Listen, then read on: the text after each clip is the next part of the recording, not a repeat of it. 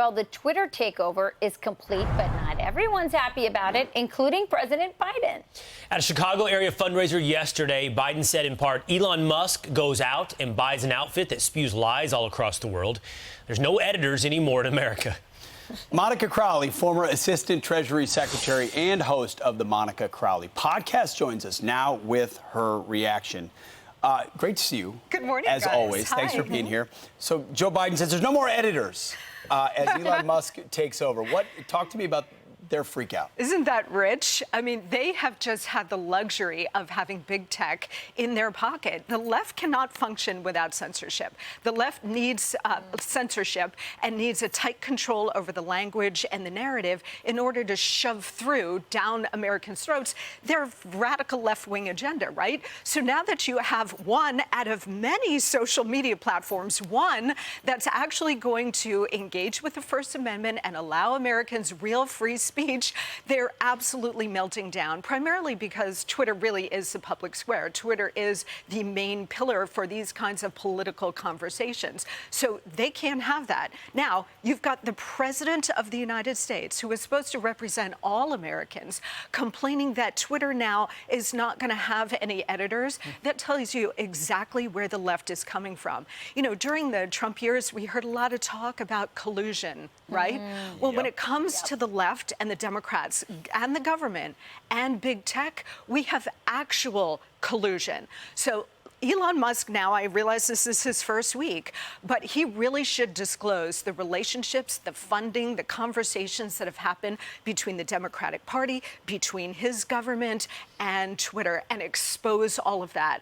Because this, for many years, has been a form of a coup, right? With all of them working hand in glove. Elon Musk should come out and expose it all. And you know what? He's totally fearless, and that's one of the benefits of having bleep you money. And he's really rich, yeah. So he can do that. Exactly. But that's what I mean, to me, I'm on Twitter, but I don't care about it. What I want is that. I want him to expose the algorithms that have been, you know, censoring and silencing Twitter users, as well as the documents that show this collusion between big tech and the government. Yeah, absolutely. And before we lose you, we want to ask you about this as well. So John Fetterman got a big endorsement. It is Dr. Oz's former employer or investor, Friend, Oprah Winfrey. probably. And friend. Watch, listen. I said it was up to the citizens of Pennsylvania, and of course, but I will tell you all this, if I lived in Pennsylvania, I would have already cast my vote for John Fetterman for many reasons. So, Monica, I'm going to ask you the same question that I rhetorically have asked to Oprah on social media and yesterday. Do you think Oprah would hire John Fetterman to run her business? So let's get this straight. Let's get this straight. Oprah Winfrey would not hire John Fetterman to screw in a light bulb, but Or she walk her wants dogs. to, or walk her dog, or give her a pedicure. But she wants to inflict him on Pennsylvania and the rest of the country as a United States senator.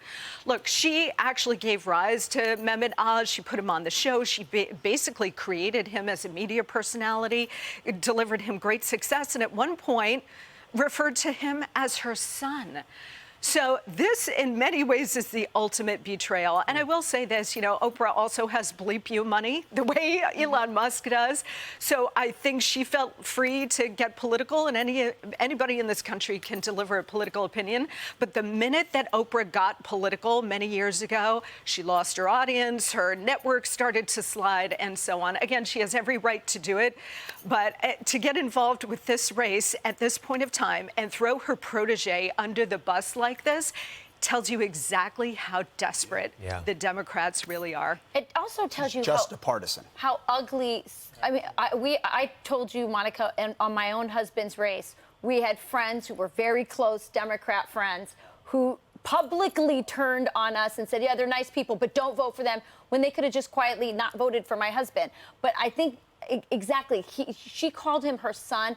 They are friends. She's not even from Pennsylvania. She could have just stayed quiet and given a donation to Fetterman or whatever. I think it's really ugly. And I hate when I love politics, but I hate when politics takes over personal friendships. I think it's wrong, and I think it's bad. They for were the country. friends. Of course I they don't were. think they're friends anymore. Yeah. You know, the same thing He happened gave a classy with, response, though. He really did. He's a class act. But the same thing happened with President Trump, who had a ton of celebrity friends when he was a real estate magnate in New York. But the second you come out as a conservative or Republican or America First, it's over. And all of these celebrities and even non-celebrity friends will disown you. That's where we are in America because everything has been so viciously infected with politics, and it's not healthy. I think it happens more on the Democrat side. I'm sorry. Yes. It's true. We will Thank not you, disown Monica. you, Monica. Yeah. Thank We you. love you. You guys are my real friends.